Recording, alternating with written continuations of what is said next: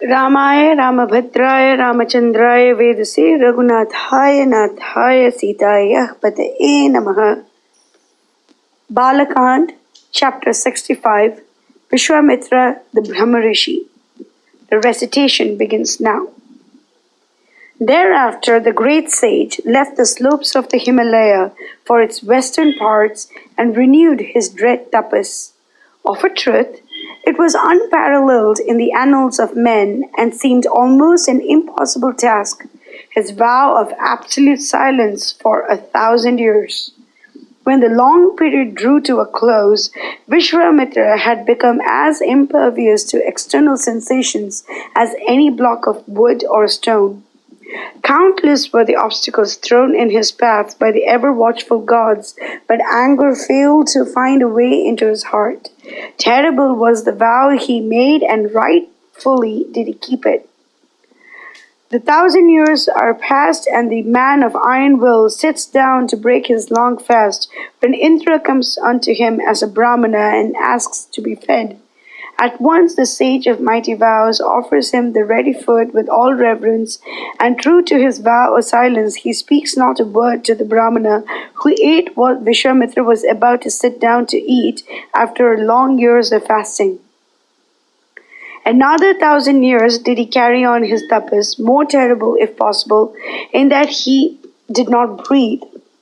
His life breaths restrained within his frame, thick clouds of smoke began to issue from the crown of his head and lighted up the three worlds, stupefying the beings therein.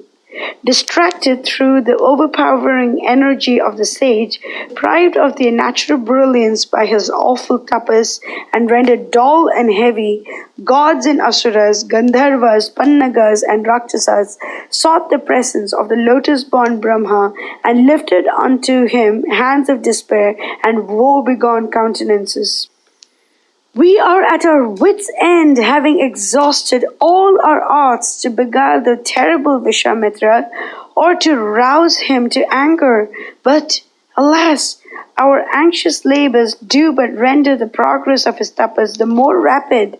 Search as we could not find the least flaw in him, nay, not the slightest, not the subtlest. Deny him the desire of his heart, and he will through the worlds send dire ruin and destroy every object of creation therein. The waters, behold, are dull and dark, and the ocean waves toss their rebellious crests on high. The mighty hills are rent in twain, the earth trembles in affright, and the wind blows in sullen gusts. O Lord on high, our eyes see not beyond the present. Men turn scoffers of the Almighty and of His law of right. The world stands in dull despair, relieved by fits of anxious care. The bright sun is but a dark cloud before the fiery radiance of the sage. Hasten thou to soften the heart of Visvamitra, ere he sets his mind reducing the whole creation to nothing through the fire of his tapasya. Grant him anything he asks, be it the empire of the gods on high. Brahma placed himself at the head of the low-spirited gods, and proceeding to where the great soul Visvamitra was engaged in his stern tapas, addressed him in accents sweet and soothing. Hail, Brahmarishi! Is it all well with thee? Thy austere tapas won our grace and has placed thee in the forefront of the twice-born ones. Take thou from me the happy boon of long life, which the assembled gods are only too glad to confirm. All good be thine, thou Holy One. Free thou art to turn thy steps wherever it may list thee. The words of the South-born One and the attendant gods fell sweet on the hungry ears of the sage of terrible vows. And with a glad heart and joined palms did he hasten to reply, If granted I am the proud status of a Brahmana and length of years beyond mortals, let Omkara, Vashatkara and the Vedas be fruitful in me even as they are among the regenerate ones. Let Vashishta, the mind-born son of Brahma, recognize me as such, for he stands peerless among those who are proficient in the Vedas that regulate the lives of the Brahmanas and the Kshatriyas. Let the bright immortals here give their assent thereunto. Accomplish this, the dearest wish of my heart, and go where you like. Thereat, the Shining Ones approached Vashishta and besought the Brahmarishi to make friends with his brother sage. Be it even so, replied he, and acknowledged Visvamitra as his equal.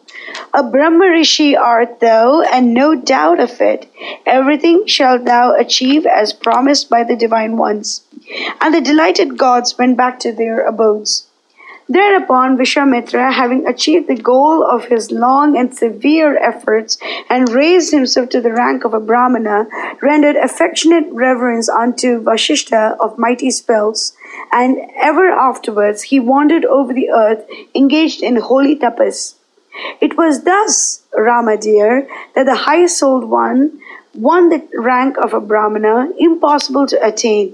And here he stands, the best and the foremost of sages. In him you see tapas incarnate. Ever wedded is he unto right and dharma. He is the highest ideal of human valor and prowess. So spoke Shatananda of radiant presence, while Janaka and the princely youths drank in the tale with eager ears. Then the monarch turned to the mighty descendant of Kushika and spoke over joint palms of reverence. High shines my star, and thrice blessed am I, in that thy august self has designed to be present at this my sacrifice, along with the royal youths of the line of the Ikshvakus.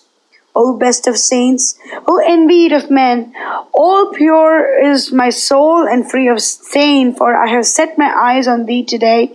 Nay, I stand enriched by many an undreamt grace of heart and mind thereby. Fortunate am I, and Rama too, of noble heart, in that it was given us to listen to the holy recital of thy high ascetic deeds. Now is it that we have some idea, though a faint one, of thy rare excellences and great worth. Thy tapas is something inconceivable, thy might and thy graces of the head and the heart. Why, an easy task were it to seek to fathom the nature and the greatness of the self-born one, or of the lord of the mountain queen. Never can I hear enough of thy marvelous deeds. But lo, the envious sun hangs low in the west and calls us to the evening prayers. May I pray thee to honor me with thy sacred presence here, the earliest hour tomorrow. All glory be thine, thou best of ascetics. I hope I have thy leave to withdraw.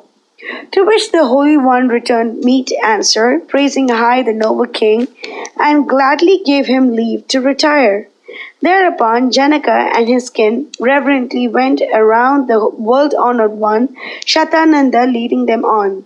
Vishwamitra then left for his quarters, while the assembled sages rose to do him glad reverence, and Rama and his brother followed in his wake.